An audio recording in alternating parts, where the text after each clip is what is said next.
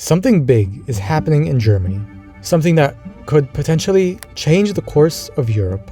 Germany, right at the very heart of Europe, the very center, is rearming. The country whose very existence as a unified state twice got the Russians and the British to ally with each other is now rebuilding its army.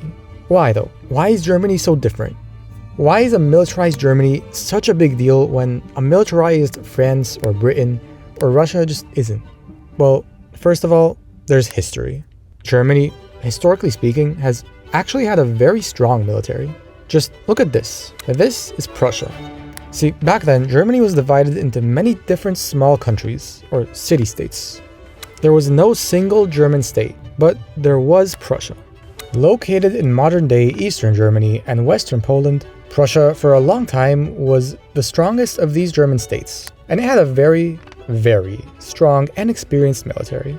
Eventually, it was Prussia who would lead the unification of Germany into one country in 1871. But the unification of Germany was kind of a big deal. Why? Well, because of three things. The first of which is population. Germany has and has had a massive population. By the year 1900, Germany had a population of about 56 million people, more than Britain and France, and second only to Russia. Germany, as a result, had one of the largest armies on the continent. The second thing is that the Germans also happened to be quite good at building things and industrializing. The country's economy was doing great.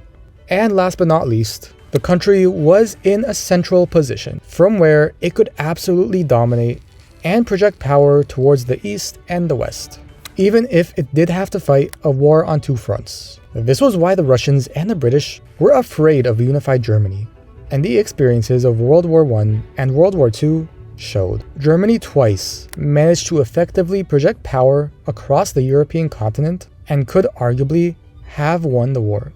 Again, Germany had population, it had expertise, and it had a centralized location.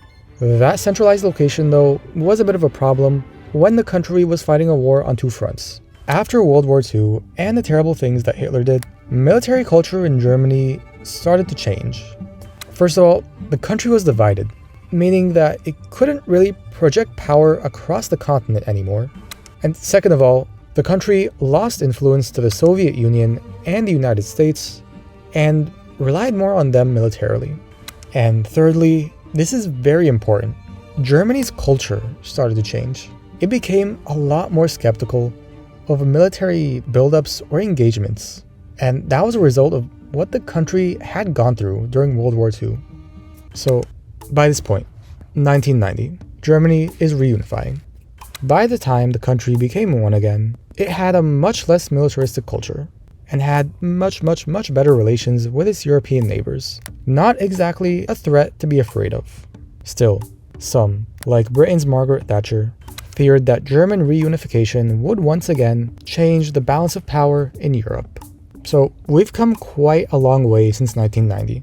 And in the roughly 36 years since unification, Germany has become a major player in Europe. To start with, it boasts the largest population in the European Union, at roughly 80 million people, and it is the continent's largest economy. In fact, as of writing, it's the world's third largest economy, and it's home to many international companies and brands. But unlike, say, Russia, Britain, France, or even Poland lately, the country was much quieter militarily. That is now changing, however. See, after the Cold War ended, Germany maintained a smaller military. But two things are different today than they were in the 1990s. In the East, Russia is fighting in Ukraine, and the Germans fear Russian expansion.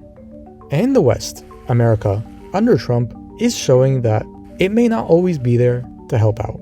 From Germany's perspective, it needs two things. It needs to protect its borders and the broader European stability from which it benefits.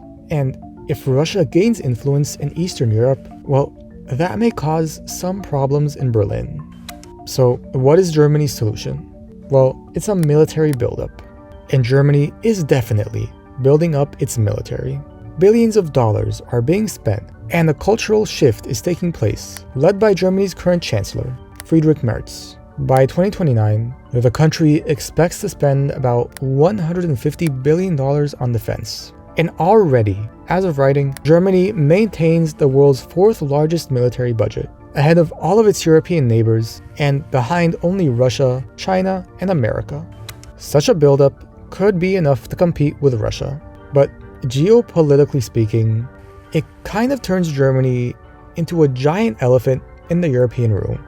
Under this scenario, Germany, at the center of Europe, would be the largest population, the largest economy, and the largest military. This, in the olden days, would have rang alarm bells in London, Paris, Amsterdam, and Warsaw. But today is different. See, European capitals are actually not that worried about Germany's buildup. They probably have no reason to be.